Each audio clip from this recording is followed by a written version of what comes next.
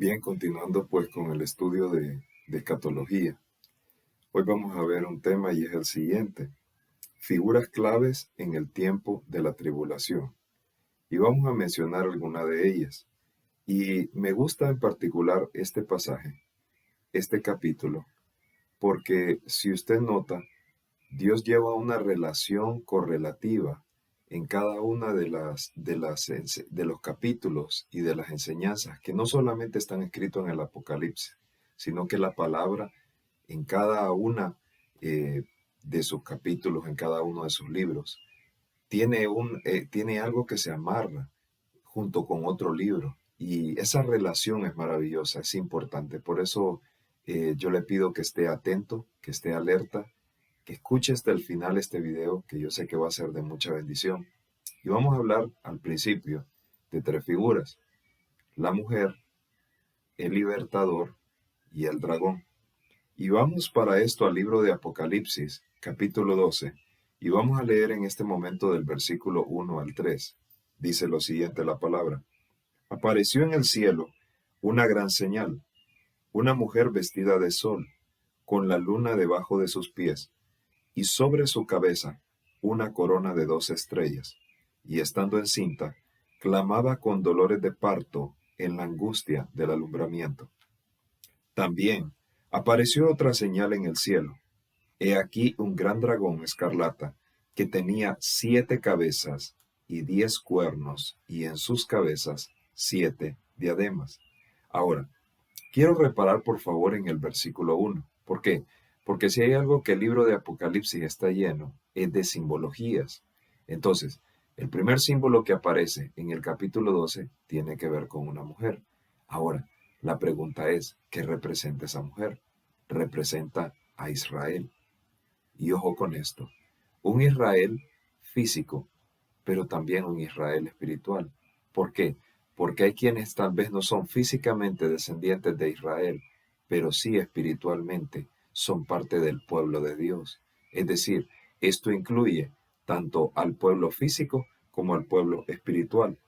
Recuerde una palabra. Mire lo siguiente. Esta mujer, dice, está vestida de sol. Y note esto, lo que declara Mateo capítulo 5, versículo 14, precisamente nuestro Señor Jesús: vosotros sois la luz del mundo. Una ciudad asentada sobre un monte no se puede esconder. Es decir, el pueblo de Israel, físico y espiritual, no puede esconderse. ¿Por qué? Porque es luz, porque trae luz a la humanidad, porque hay algo que contiene, que eso que está en su interior, que proviene de Dios, es lo que produce esa luz. Quiero que entendamos esto, no es que en sí la mujer tiene algo especial, es lo que contiene dentro de ella. ¿Por qué? Porque es producto de la luz que sale de quién, de nuestro Señor. Ahora, las 12 estrellas que brillan, mire qué maravilloso, representan las 12 tribus de Israel. Es decir, Israel está compuesta por 12 tribus, por eso está la corona. ¿Qué es lo que la compone?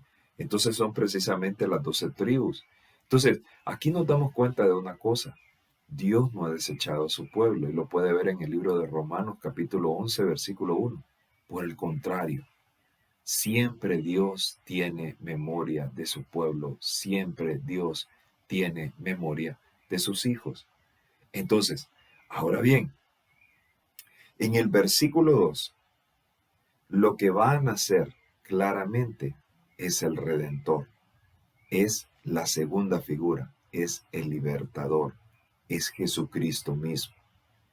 Entonces, esos dolores de parto, ese sufrimiento, tienen un sentido. Por eso vemos a lo largo de la Biblia que Israel pasa por muchos dolores, y esos dolores, esas angustias, esas tribulaciones tienen un propósito: lo que está por darse a luz. Entonces, mire qué maravilloso. Ahora bien, en el versículo 3 describe 7 cabezas y 10 cuernos. ¿Qué esto que representa? El poder. Pero no se asuste. El poder que puede tener ¿quién? El dragón. ¿Y qué representa el dragón? el enemigo. Entonces, y las diademas es el reclamo de autoridad que él cree tener, pero que no posee. Entonces, esto lo podemos ver, y si usted quiere y está anotando, lo felicito. Esto usted lo puede ver en el libro de Daniel, capítulo 7, y en el libro de Ezequiel, capítulo 28, donde se detalla un poco más esto. Ahora bien, mire lo que declara el libro de Apocalipsis, capítulo 12, versículo 4, declara lo siguiente. Y su cola arrastraba la tercera parte de las estrellas del cielo y las arrojó sobre la tierra. Y el dragón se paró frente a la mujer que estaba para dar a luz, a fin de devorar a su hijo tan pronto como naciese. Note lo siguiente. Él está precisamente en ese momento aguardando ese nacimiento. Pero note lo que describe al principio del versículo 4. Él arroja la tercera parte, es decir, si se recuerda, en esa batalla inicial de la rebelión de Satanás, él arrastró la tercera parte de los ángeles y dice la palabra, los arrojó en tierra. Pero note lo siguiente y lo último, él está por devorar a su hijo. Es decir, hay un ataque que está por realizarse. El enemigo, y quiero que tengamos muy en claro esto, odia al pueblo de Israel. Y esto lo vamos a ver. ¿Por qué? Porque su ataque empieza desde temprano. No empieza desde que el niño va a nacer. Él se va antes. Él piensa, ok, ¿y qué tal si esta mujer no queda encinta? ¿Y qué tal si esta mujer sencillamente no existe? Y elimino antes que al hijo, a la mujer. Mire lo que declara. ¿Y cómo lo podemos ver? Entonces, por medio de su palabra. Todo esto que le estoy diciendo no son teorías, todo esto es algo que usted sencillamente puede comprobar con la palabra de Dios. Mire lo que declara el libro de Génesis capítulo 20, versículos 2 al 3, declara lo siguiente. Y dijo Abraham de Sara, su mujer, es mi hermana. Note lo siguiente. Abraham ve a su esposa bonita y dice, hey, por causa de la belleza de mi esposa, me pueden matar. Imagínese qué ocurrencia la que tiene él. Y en ese momento dice, no, ¿sabes qué? Le dice a su esposa, yo voy a decir que eres mi hermana, para no ponerme en peligro. Pero note algo, cuando Dios tiene cuidado de algo. ¿Por qué? Porque Sara es precisamente ese vientre que Dios va a utilizar, ¿para qué? Para que de él nazca una descendencia. Para que a través de la descendencia de ella nazca un pueblo. Porque lo que ella está a dar por a luz tiene que ver con un pueblo, tiene que ver con la mujer, tiene que ver con Israel. Pero mire cómo Dios interviene en el versículo 3. Pero Dios vino a Abimelec en sueños, de noche, y le dijo, he aquí, muerto eres a causa de la mujer que has tomado, la cual es casada con marido. Entonces, el ataque del enemigo viene precisamente contra Sara, contra su vientre. ¿Por qué? Porque quería hacerle daño. Mas sin embargo el Señor interviene. ¿Y qué de aquellos dos hermanos que estaban a la espera de una bendición? Esaú, que era el primogénito, y Jacob. Y en ese momento Jacob toma la bendición que era de Esaú. Cuando Esaú va a su padre y le dice, hey, hubo un error, hubo una confusión. Y cuando el padre le dice, yo lo bendije y bendito es. Es decir, yo no puedo echar atrás una bendición. Eso ya es en él. Entonces mire lo que declara en el capítulo 27, capítulo 41 y 42. Y aborreció Esaú a Jacob por la bendición con que su padre le había bendecido. Y dijo en su corazón, llegarán los días de luto de mi padre, y yo mataré a mi hermano Jacob. Y fueron dichas a Rebeca las palabras que es de Esaú, su hermano, su hijo mayor. Y ella envió y llamó a Jacob, su hijo menor, y le dijo, he aquí Esaú, tu hermano, se consuela cerca de ti con la idea de matarte. Pero la pregunta es, ¿quién en realidad apoya puesto en Esaú esa idea de matar a su hermano? Es correcto, el enemigo. Entonces, esta es la parte que nosotros tenemos que tener en cuenta. ¿Por qué? Porque el enemigo odia a Israel y quería ir en contra de Jacob, aquel que iba en ese momento en sus lomos. Estaban 12 tribus que estaban por nacer y que tienen que ver con el pueblo de Israel, es decir, esa corona que reviste a la mujer en el capítulo 12. Entonces, el enemigo odia claramente a Israel. Ahora, de uno de los hijos de Jacob nace José, el soñador, aquel que va a Faraón, aquel que cuando Faraón tiene un sueño y es inquietado por causa de ese sueño y necesitaba una interpretación para saber qué hacer con ese sueño, Dios pone en José precisamente la interpretación de ese sueño. Y él se convierte en el segundo del faraón y administra una gran cantidad de ¿qué? De tierras, una gran cosecha que sirvió para que ese pueblo no pereciera por el hambre que estaba por venir. Ahora bien, ahí, en ese lugar, crece precisamente ¿quién? Ese pueblo. Y ese pueblo que crece en ese lugar empieza a hacerse numeroso, tan o más numeroso que los egipcios, y empieza a representar una amenaza. Y aquel hombre, José, empieza a ser olvidado. Entonces, note lo que describe el libro de Éxodo. Si usted está notando, anote esto. El libro de Éxodo, capítulo 1, versículos 13 al 20, describe lo siguiente. Cómo los egipcios hicieron servir con dureza al pueblo de Israel. ¿Por qué? Porque nace en ellos un odio. Ahora, ¿quién cree que pone ese odio? Correcto, el enemigo. ¿Sobre qué? Sobre un pueblo, sobre Israel. Entonces, note lo siguiente, dice, y amargaron su vida con dura servidumbre. Y note lo que dice en el versículo 15. Y habló el rey de Egipto a las parteras de las hebreas, una de las cuales se llamaba Cifra y otra Fúa, y les dijo, cuando asistáis a las hebreas en sus partos, y veáis el sexo, si es hijo, matadlo, y si es hija, entonces viva.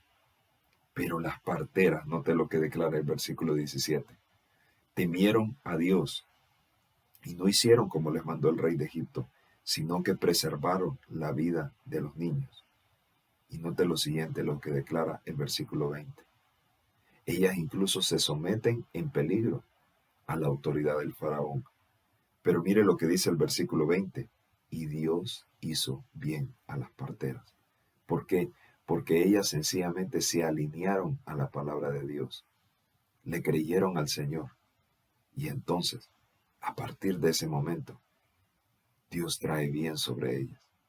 Cada persona que viene con bendición para los hijos de Dios, cada persona que viene con bendición para aquellos que son escogidos, sabe hay una palabra, y es que Dios va a traer bien sobre sus vidas. Es decir, Dios los va a bendecir por causa de lo que hacen. ¿Quién entonces manda al rey de Egipto a matar niños? No es sino el enemigo que quiere ir en contra de un pueblo que odia, que aborrece. Y quede en el libro de Esther de aquel Amán, el enemigo del pueblo de Israel, el cual va al rey para pedirle, óigame cómo sus palabras, para pedirle destruir al pueblo de Israel. ¿Quién cree que puso eso? Sí, correcto, el enemigo. Lo va a encontrar en el libro de Esther, capítulo 3, versículos 8 al 11. Y lo voy dejando con la cita bíblica. Ahora bien, ¿quién más interviene en esto? Vamos al Nuevo Testamento. Vamos a un rey, Herodes, que quería encontrar a aquel que se decía llamar el rey de los judíos. Aquel niño que estaba por nacer. Aquel que unos magos que iban al encuentro de ese momento y que lo engañan a él y no regresan para darle la ubicación, Él en su coraje manda una cosa. En el libro de Mateo, capítulo 2 versículo 16, va a encontrar ese pasaje. ¿Qué es lo que hace? ¿Qué es lo que hace él? Manda matar a todos los niños menores de 2 años que había en Belén y en todos sus alrededores. ¿Quién cree que está detrás de todo esto? Es correcto, el enemigo. Entonces, él hace todo esto y ese odio se sigue extendiendo, aún naciendo el Mesías. Ese odio se sigue extendiendo hasta el día de hoy, hasta estos días. ¿Y qué de Adolfo Hitler? Cuando viene e instaura aquel momento en el cual toda esa fortuna que logra amasar él es producto de lo que arrebata de las familias judías. Porque hay algo, Dios trae una prosperidad sobre su pueblo. En el momento que Israel tuvo que salir de Egipto, Dios se lo dijo a Moisés: voy a poner una gracia y un favor en ustedes, que de ese lugar no van a salir con las manos vacías. Salieron con los tesoros de los egipcios, y no porque ellos los arrebataran o los robaran, sino porque sencillamente Dios había puesto gracia. Y aquellos que habían sido amos de aquellos que habían esclavizados empezaron a darle sus joyas, empezaron a darle sus bienes. ¿Por qué? Porque esa es la gracia y el favor de Dios. Mire lo que declara el libro de Génesis. Es tan claro este pasaje. Génesis capítulo 12, versículo 3 declara lo siguiente: bendeciré a los que te bendijeren, y a los que te maldijeren, maldeciré, y serán benditas en ti todas las familias de la tierra. Entonces, por eso es importante orar por Israel, porque cuando nosotros oramos y clamamos por Israel, eso trae una bendición. Mire lo que declara el libro de Apocalipsis capítulo 12 versículos 5 y 6. Dice: y ella dio a luz un hijo, varón, que regirá con vara de hierro a todas las naciones, y su hijo fue arrebatado para Dios y para su trono. Y la mujer huyó al desierto, donde tiene lugar preparado por Dios, para allí la sustenten por 1270 días. Y aquí viene la parte importante, porque a partir de este momento, este pasaje, esta señal, se alinea con el tiempo de la tribulación. Esta cantidad de días, si usted saca la cuenta, son precisamente 3 años y medio de los 7 que están por ocurrir. Es decir, hay 3 años y medio, es decir, la mitad. Y dice: esta mujer o este pueblo está preparado ¿para qué? Para ser enviado al desierto. Pero ahí en el desierto Dios va a traer sustento. Qué interesante. En el tiempo de la tribulación. Esto no está descrito en la palabra, pero se recuerda que en el libro de Éxodo, cuando el pueblo le tocó estar en el desierto, había un maná preparado para alimentar a su pueblo. Qué interesante ver que en los tiempos de la tribulación el Señor va a tener cuidado de su pueblo y que ya tiene preparado el sustento. Porque, ojo con esto, a Dios nada lo toma por sorpresa. Entonces, mire lo que declara el capítulo de Apocalipsis, capítulo 12, versículos 7 al 10, declara lo siguiente. Dice: después hubo una gran batalla en el cielo. Miguel y sus ángeles luchaban contra el dragón. Y luchaba el dragón y sus ángeles, pero no prevalecieron, ni se halló ya lugar para ellos en el cielo. Dice el versículo 9: y fue lanzado fuera el gran dragón, la serpiente antigua, la que se llama Diablo y Satanás, el cual engañaba al mundo entero, fue arrojado a la tierra, y sus ángeles fueron arrojados con él. Entonces oí una gran voz en el cielo que decía: ahora ha venido la salvación, el poder y el reino de nuestro Dios y la autoridad de su Cristo, porque ha sido lanzado fuera el acusador de nuestros hermanos, el que acusaba delante de nuestro Dios de día y de noche. Note una cosa: Dios es tan justo que no va a pelear sabiendo que Él tiene una ventaja. ¿Qué le tomaría a Dios pelear con Satanás? Nada, porque Él es más grande que Él. Entonces, ¿qué hace? Pone a uno igual que él para pelear con él. Pero esta es la buena noticia. El enemigo ha sido desalojado, perdón, del cielo. El segundo cielo, la morada donde él está para hacer su planificación, para hacer su maquinación, ya fue desalojado. Él ya no puede entrar para acusar. Él ya no puede entrar para enfocar el error de aquellos que Dios ha llamado. Él ya no puede hacer eso. ¿Por qué? Porque ya fue desalojado. Pero note la advertencia. Note que Él ya viene ¿a dónde? A la tierra. Es decir, todo se va a poner más difícil.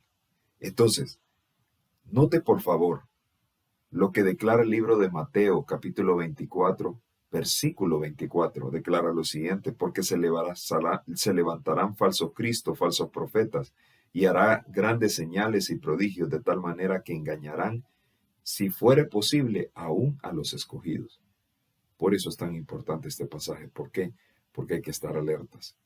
Hay que tener mucho cuidado. ¿Por qué? Porque el enemigo fácilmente puede traer algo que parece que viene de Dios, pero no lo es.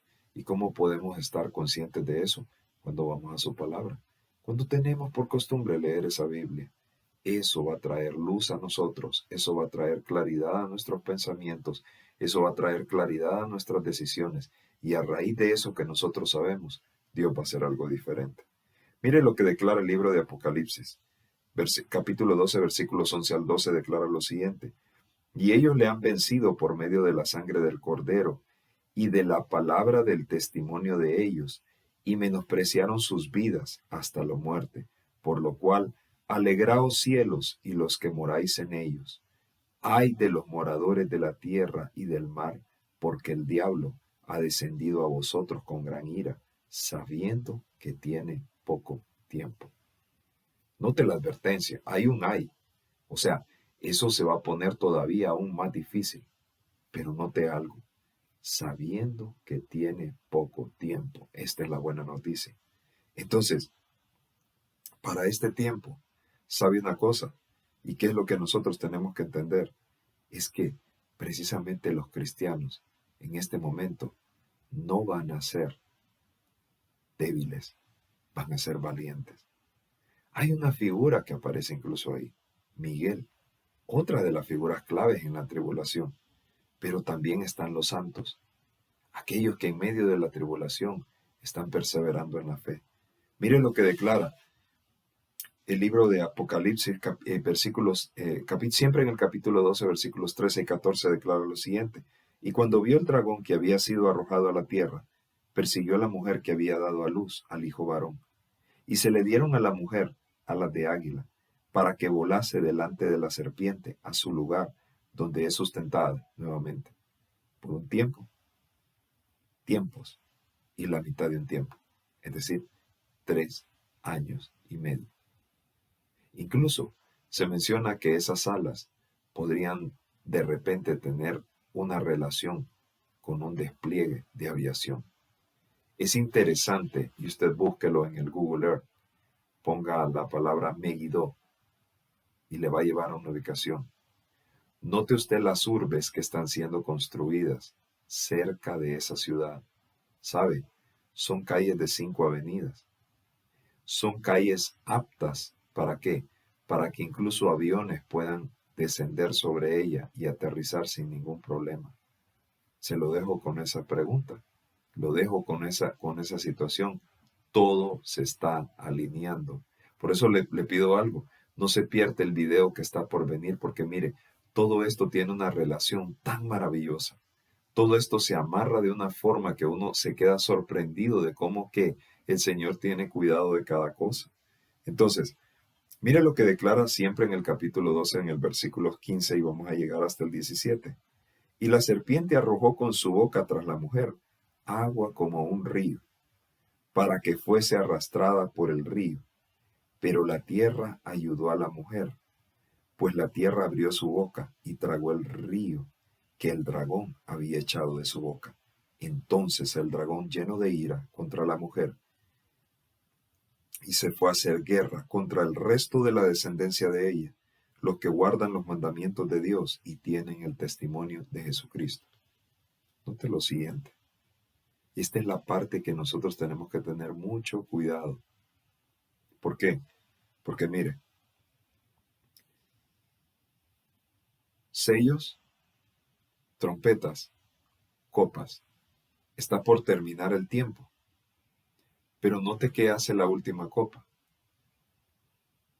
Seca el río Éufrates. Eso favorece, ¿para qué?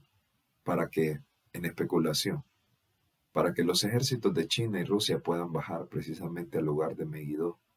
Y a todo esto, ¿qué significa el lugar de Megiddo? En arameo significa Armagedón.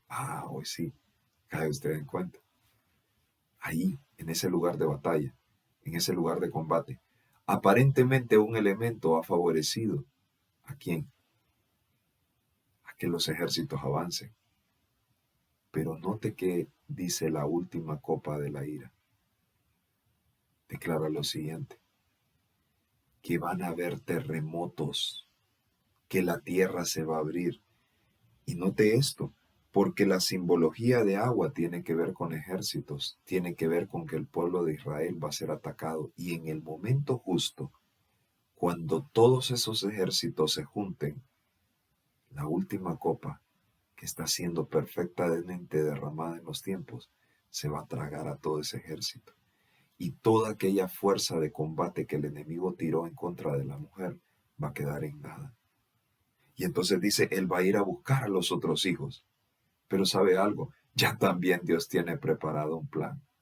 Ya también Dios tiene preparado, porque ese terremoto no solo favorece a su Israel físico, también favorece a su Israel espiritual. Note lo que dice Isaías capítulo 59, versículo 19. Y temerán el occidente el nombre de Jehová, y desde el nacimiento del sol su gloria, porque vendrá el enemigo como río, mas el Espíritu de Jehová levantará bandera contra él. Dios va a defendernos. La bandera tiene que ver con viento, y el viento tiene que ver con el Espíritu. Y mire lo que dice la palabra, el Espíritu de Jehová levantará bandera contra él. Es decir, esta palabra, esta pelea no la pelean ellos, esta pelea la peleo yo. Ese es nuestro Dios. Segunda de Corintios capítulo 4 versículos 8 al 9 declara lo siguiente, que estamos atribulados en todos, mas no angustiados, en apuros, mas no desesperados, perseguidos, mas no desamparados, derribados, pero no destruidos. Dios en este tiempo viene para traer y mostrar toda su gloria y mostrar todo lo grande que Él tiene para aquellos que amamos su palabra, para aquellos que amamos estar en su presencia, para aquel pueblo que aún en medio de que no le reconoció, Él igualmente tuvo cuidado.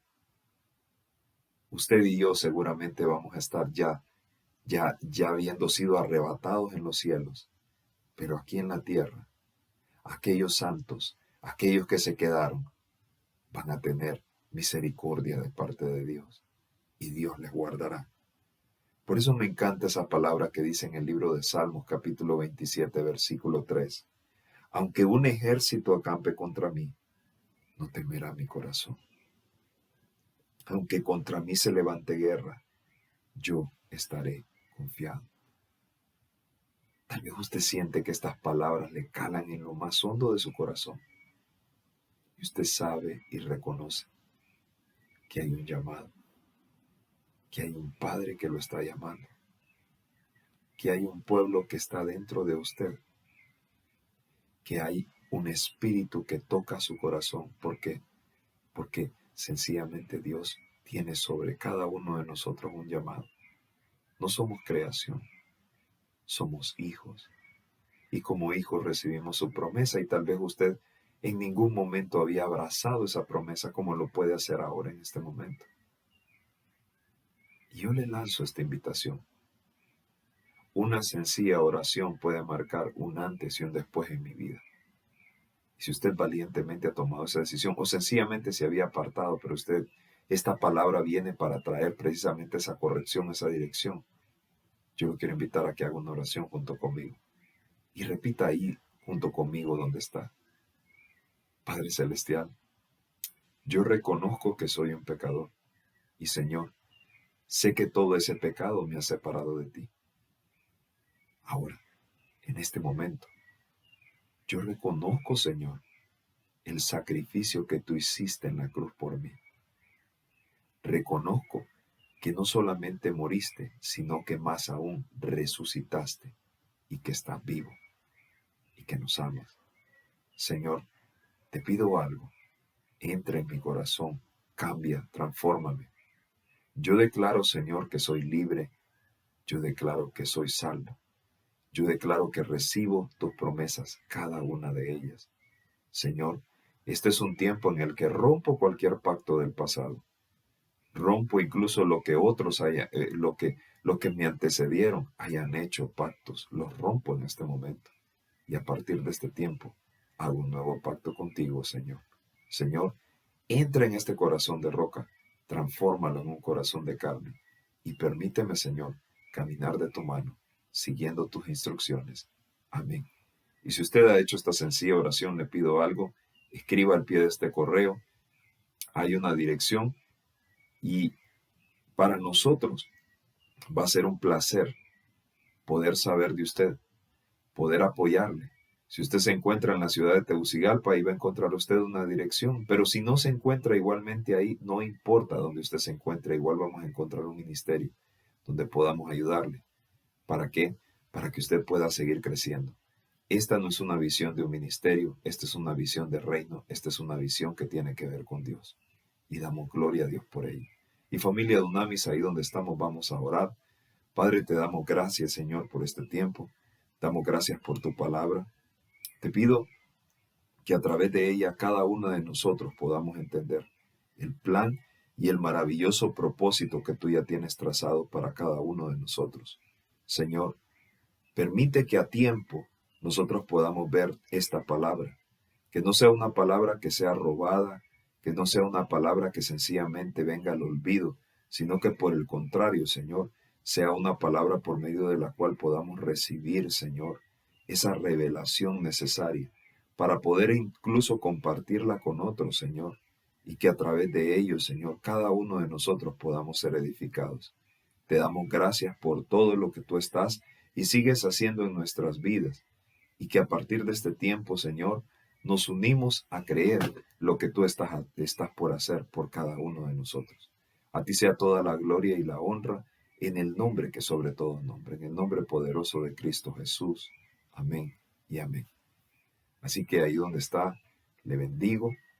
Declaro que la bendición de Dios no solamente lo alcanza, sino que sobrepasa por encima de cualquier cosa.